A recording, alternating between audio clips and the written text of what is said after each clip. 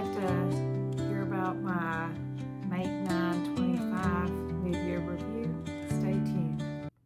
My name is Cynthia and you're watching Mountain Accents Sewing. If you're new to my channel is about sewing and a little bit about life, and I do like sharing some nature photos and video. I do love the great outdoors, and I live in a beautiful area of Western North Carolina. But today I am going to talk about the hashtag Make925. It's my mid-year review. It's the first time I've done a mid-year review. This will be my, I think, third or fourth year of participating in the Make 9 challenge.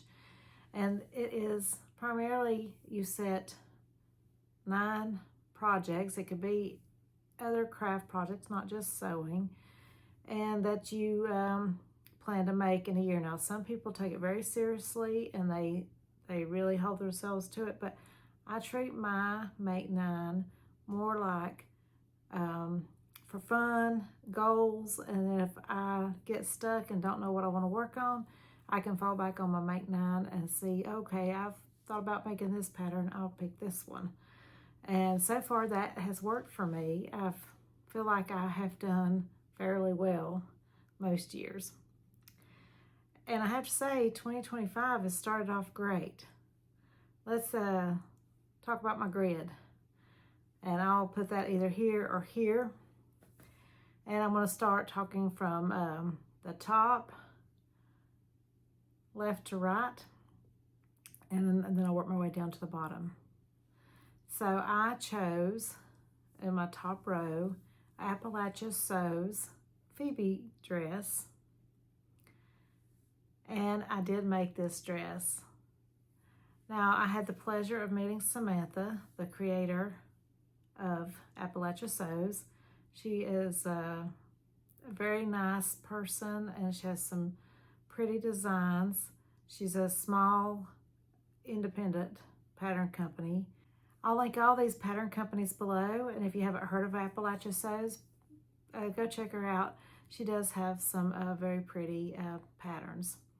And I made the Appalachia Sews Phoebe dress. And I wore it for Easter Sunday out of some viscose fabric. I purchased the fabric from Beyond the Pink Door. And I bought it as a gift for my mom. And then she has not really been doing any garment sewing, so she gave it back to me. And I decided just to go ahead and make this dress. So it was my first time trying the pattern in that fabric. And it's a very cute dress. And now I plan on trying it later this fall with tights and high boots and a belt to see how it looks. But in this photo, I am just wearing it loose. Second item on my grid is hashtag Marcy McCalls. It is McCalls M8139. And I have not made this pattern, not yet anyway. And then the third item is Emporia Patterns Kobi dress.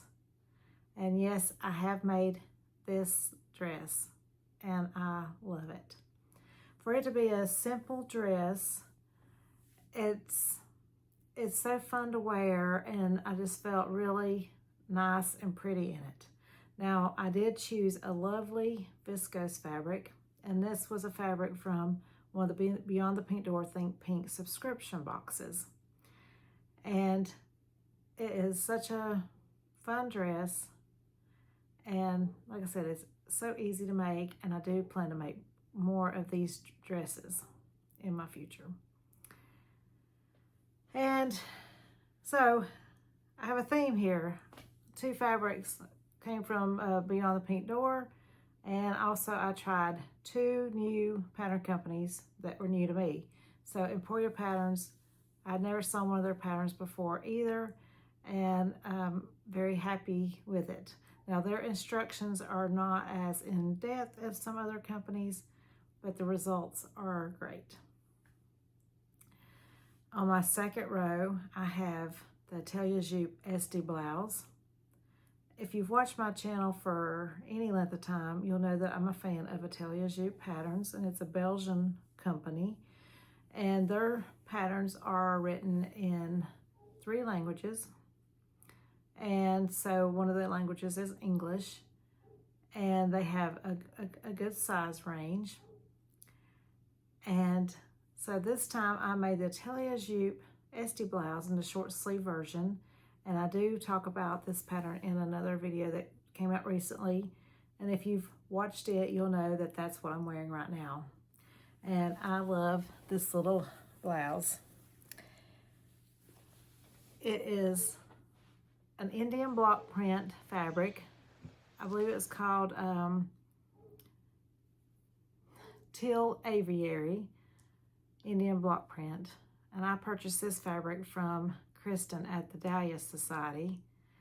And she carries a lot of lovely fabrics and patterns and other things that are not sewing related. I think there's either embroidery and knitting and other items. She has some of the prettiest Indian block print that I have seen at any other shop.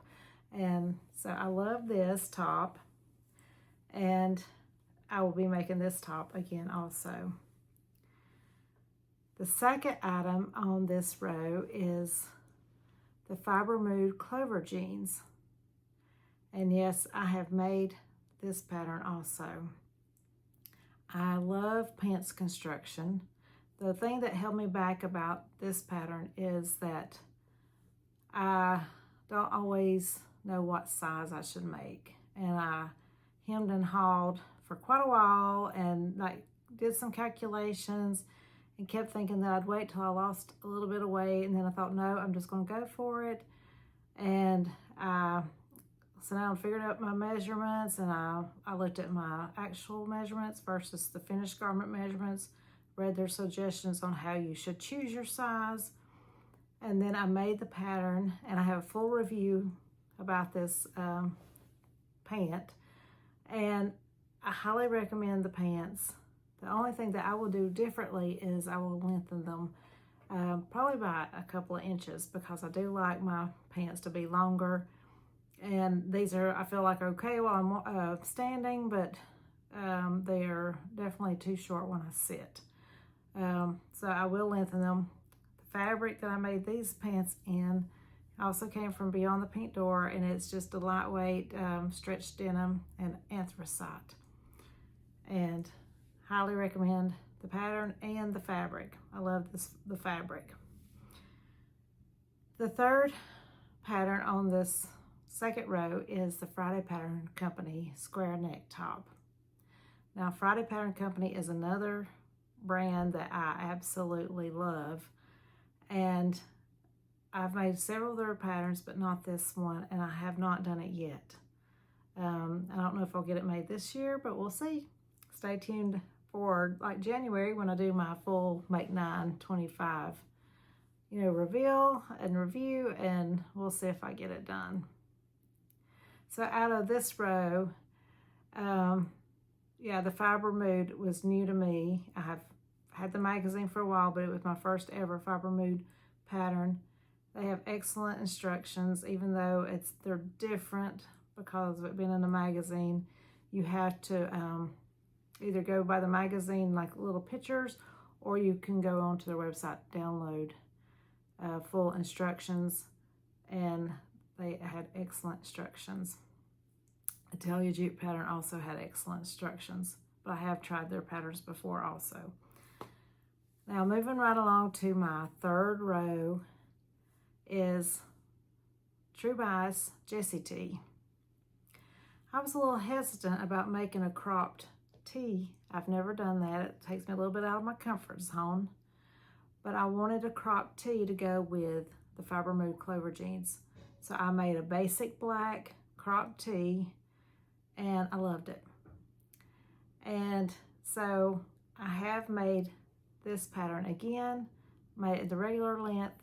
So I have 2 True Bias Jessie Tees in my wardrobe, and I do plan on making more. I highly recommend the pattern. I don't recall where I purchased the black cotton spandex jersey from. I believe I purchased it from Beyond the Pink Door, but I'm not certain. But now the second one that I made that's striped, I did purchase that from Beyond the Pink Door. She has a lot of beautiful cotton spandex jerseys in plains and in patterned. So you can go check out her website.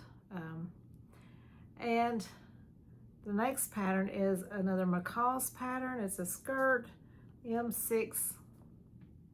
It's McCalls M6966.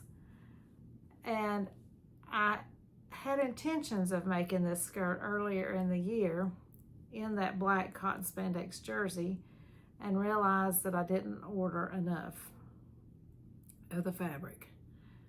So that is a fabric hungry pattern, and I do not have any knit fabrics in my stash that are long enough or wide enough to make this skirt. So yeah, this one, it's a toss-up. I don't really want to be buying a lot of new fabric because I'm trying to be good, even though I've not been very successful with that. So we'll see. If I make it, I will have to buy fabric for that project. And then the last item on my Make 9 grid is the Ellie So Scrappy top. And I did make this top using some scrap cotton spandex jerseys. I really like it, and I have to say I haven't worn it any out in public. I've worn it around the house. I feel like I could have sized down. It's a little oversized for what for me for wearing out in public. And the other thing is I'm not used to wearing color blocked t-shirts, and I just feel a little weird about it.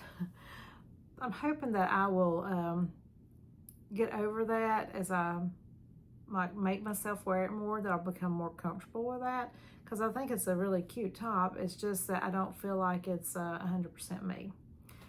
And yeah, so how did I do on my mid-year review? Can you believe it? I've made 6 out of 9 patterns. I think that might even be how many I made for the whole year of last year.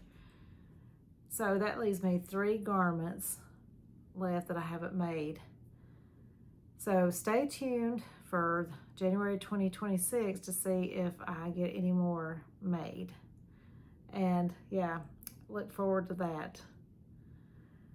Now, before I close this video, if you haven't seen my post where I'm asking for help selecting a fabric for a dress, go look at my post on my channel and vote. I'd like your input. I had you help select the pattern out of 4 patterns back earlier. There's a video about helping me choose the dress pattern that is a big 4, big 5 pattern. And so you've picked the dress, and now I've narrowed down to 3 fabrics, and I'd like you to help me pick the fabric. I've already had a few votes, and I appreciate all of those. And that's all I have for you today. I appreciate you taking part of your day to spend it with me, and I hope to see you again in a future video. If you haven't already, please click like and subscribe.